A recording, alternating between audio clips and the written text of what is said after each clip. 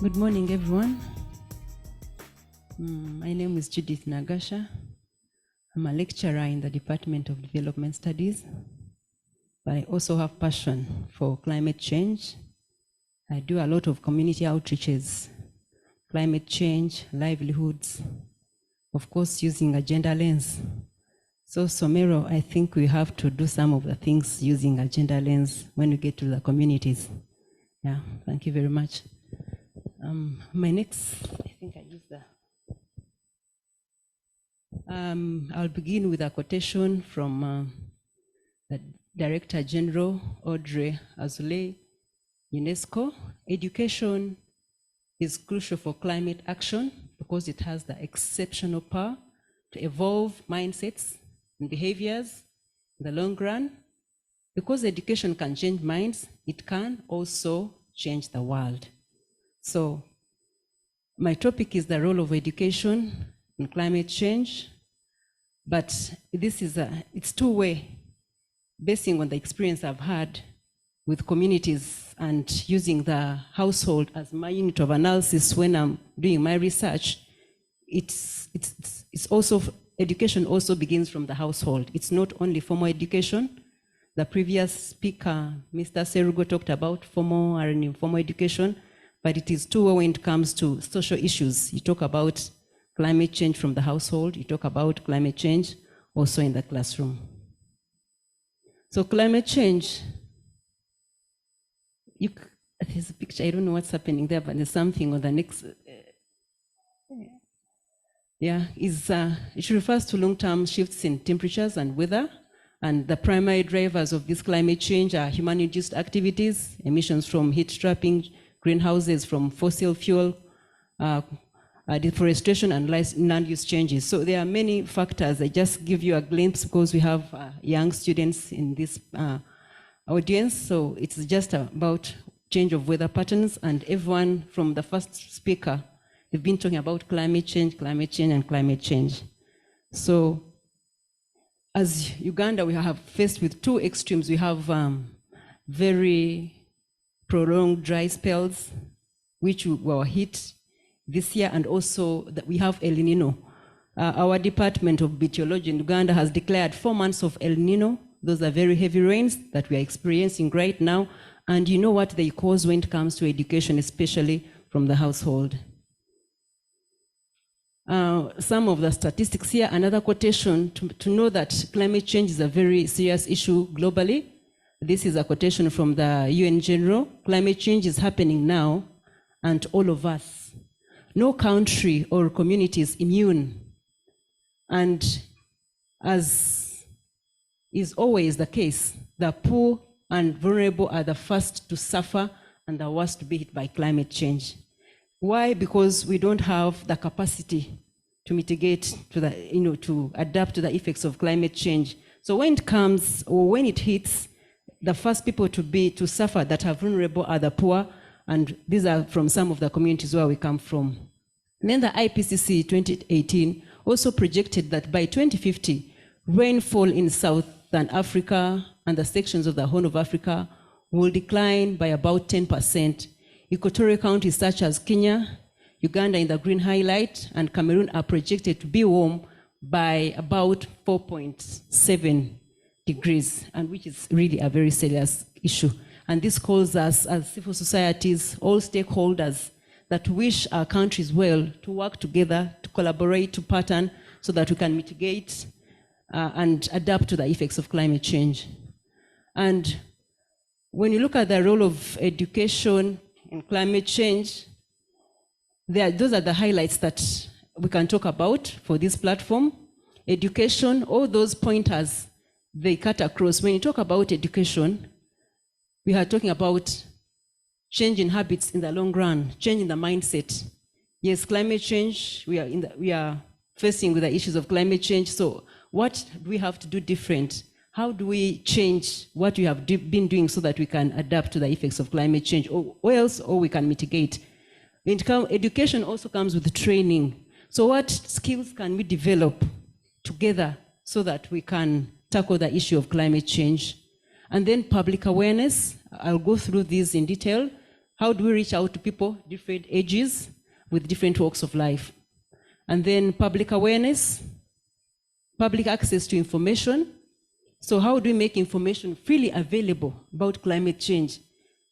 How many people knew that today to start training at about 6 p.m.? We need to have people who can forecast that, maybe tell you about, because in some of these countries where they are developed, you know everything. Please don't use Banda Road. There will be a lake at this time. Use an alternative road. It will start raining at this time. So we need to have some kind of information that moves along with climate technology.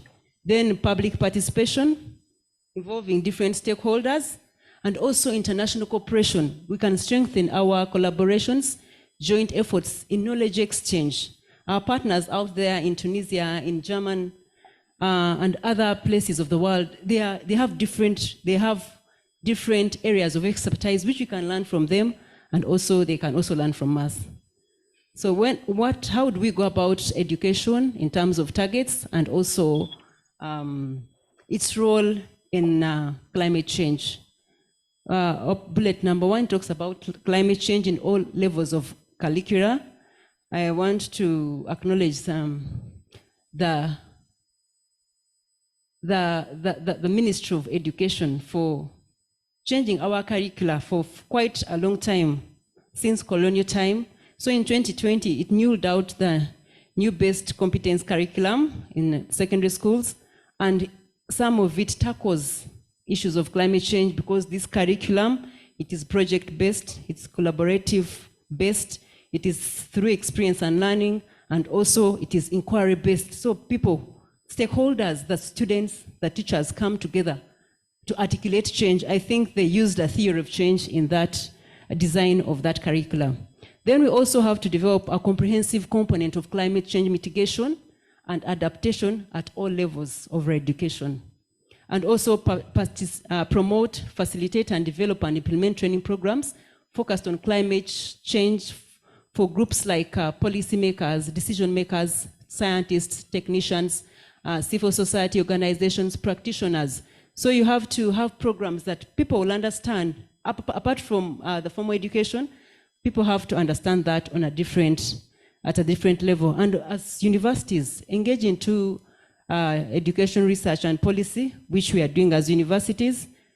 And also when you get to responsiveness, when it comes to public awareness and public access to information, a lot is going on in terms of technology. We can use the media to reach out to a big number of people. We can use climate-friendly policies that foster behavior change, public awareness campaigns, and use of also community radios, because when you try to contextualize this topic, you can use community radios which are very many in the country right now, and all of them are localized. They are in the local languages. So communities outside the formal education can learn about the drivers of climate change, effects of climate change. When you go to different setups, agricultural setups, livestock and all that, it becomes, very easy for communities to understand what we are talking about. Then when we talk about access to information, new technologies have to come up. We need effective regulations in terms of transparency so that people can access this information. We have the Uganda National Meteorological Authority that is in charge of weather and climate change. People should have access to, especially maybe the elites, they can have access to their website and information, but talk about the community person out there who is illiterate. How does the Meteorology Department of Uganda reach out, give access to information, give information to these people, the farmers out there that can't fail to predict weather? Originally, Africans or Ugandans, we used to depend on our indigenous systems. So we knew our planting seasons, our harvesting seasons, but things are not like that anymore. Things have changed, and therefore this calls for us also change our mindsets, because the climate has changed. So when it comes to public participation, we need a multi-stakeholder approach to participate, to articulate change in terms of mitigation and adaptation of climate change effects. So we need to come up, the youth, civil societies, academia, policymakers, practitioners come together using a theory of change, because with a theory of change, you articulate change with a community where you want to make an intervention, so that you don't make a mistake, and also the community own whatever intervention you bring in that community. And also, we have to establish gender balanced citizen consultations. I think it's high time where you go for consultative meetings, depending on cultures, and you find 10 men out of 1 woman. So even women are affected. I will take you through my paper I've done about the effects of climate change and gender roles. A woman suffers most in a household when it comes to the effects of climate change. So let us embrace gender issues. We are not trying to destroy marriages. I know African marriages, it is very cultural and contextual, but we can work it out with a gender transformative approach. And then we also have international cooperations. I'm very happy that the Germans and the Tunisia people, you've come together as civil societies to bring change in our societies, to work together. Because what is in Germany, Uganda, Tunisia, and all the other countries, when you put it on the table, we can help one another. We can document and share knowledge regarding the issues at hand that we are tackling, regarding the experiences that we have.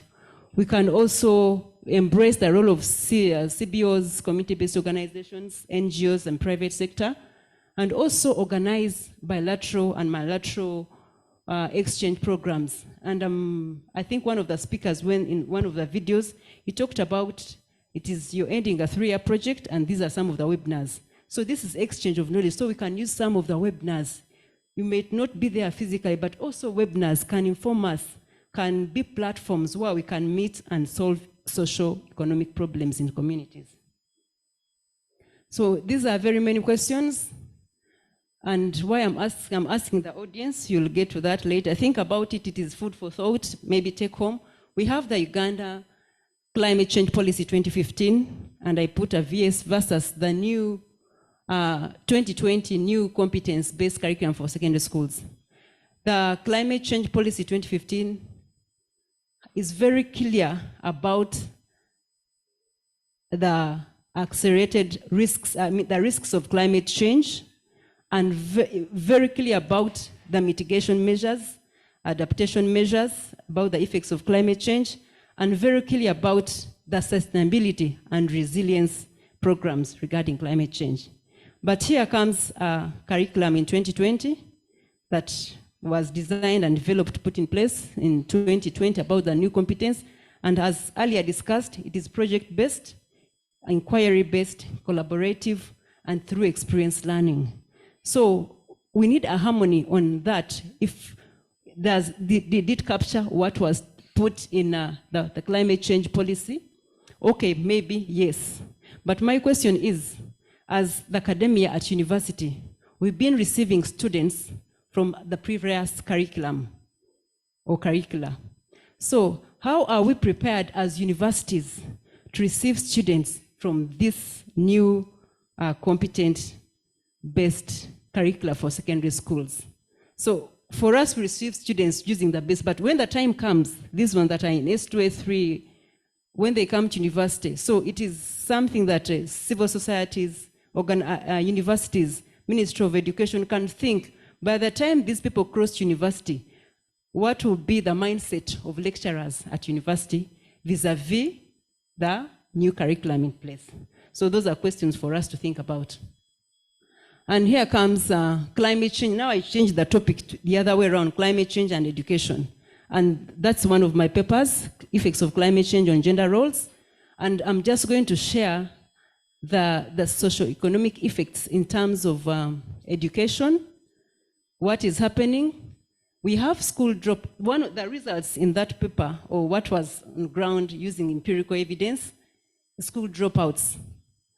The time that paper was done, there were 2 extremes at that time in western part of Uganda. When to drain, you can see those 2 girls, it would be difficult for them to go to schools. So meaning education is affected in one or the other. You'd get school dropouts because food was not enough in that community. And whenever some of the results, whenever people would go to school, they would steal the food for people who had enough food. So it was really hunger in the community, so they could not. So the only option was first drop out of school. When the seasons change, you'll go back to school. And of course, with hunger issues, and this climate change comes along with food insecurity. There was food insecurity in the area, malnutrition issues. When you're unhealthy, you cannot go to school. And there was issues of domestic violence in the community because food was not enough. So spouses, male and female, sometimes would fight for the little food, and some would have, actually they would have 1 meal a day. It is a community where people reached a point of eating cassava leaves for a meal. And also World Food Program tried to take enough food, but wasn't enough. What they would do, they would just, if it's posho or porridge, they just cook and share that, because to be a lot, when you cook prepare the flour, becomes a lot, so they would prepare that and have that. And then floods, the Sonde is just an abbreviation from the Uganda Department of Meteorology, talking about the current El Nino, that it would run from September, October, November, and December. And that's what is happening right now.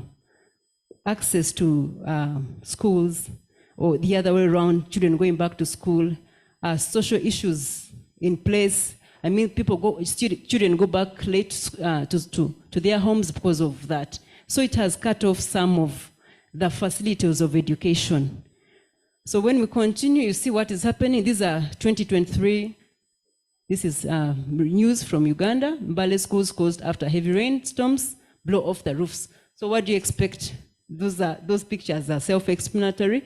It is hailstorm damages Kasese government schools based on new term. So students had to stop going to school because of what we're talking about, climate change issues. So as Somero and our partners, and also us in the academia world, we have a lot to offer when it comes to mitigation and adaptation of climate change effects. And one of the solutions which I've borrowed, trying to make an intervention in the communities, is climate labs.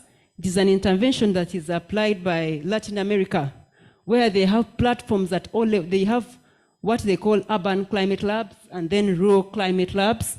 And these are novel ways of addressing the shocks, hazards, and vulnerability caused by climate change in communities. So there are platforms where people come together, but in these platforms they have climate change experts. They use climate change technology so that they can come up with the different issues depending on the context of our community in mitigating the effects of climate change. So we can go and read about Latin America and the application of climate change labs. And of course, from the academia world, we have a lot. Somero, we can give you a lot. We have done publications, research about climate change, food insecurity, and all that. But some of us have still that information. There's no intervention. So we are saying we can translate that information into practice and policy using different partners, civil societies, NGOs.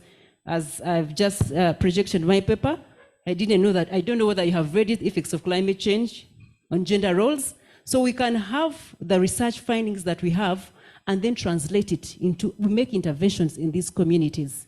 We do the research, you do the implementation, or the other way around, we can do both. So researchers, stakeholders, CBOs, Somero, let us work together and see how we can translate these, what we have as academia into practice. And we can focus, because when you're going to make an intervention in terms of education, climate change, let us try to focus on SDG 4, which is education, SDG 5, because where the world is, we cannot leave out gender issues. So SDG 5 is very crucial about gender equity, and also SDG 13, which talks about climate change for the future. And as I conclude, that picture that you see there, that is Somero, that is Kyambogo University, that's Tunisia, that is German, the partners, and all the other partners. So let us hold that mantle very well. We speak the same language. Let's get set, hold the mantle, integrate climate change education from national to local government levels in Uganda. Let us hold this mantle, use the knowledge that we have. We do the uptake of research as a university. Let us provide evidence so that people can make an intervention on how to mitigate and adapt to climate change effects. And Let us hold the mantle together. We co-create, we design, co-design, pilot novel interventions that are scalable and sustainable to evidence climate action and education, and let us work together to achieve SDGs 4, 5, and 13. Thank you very much.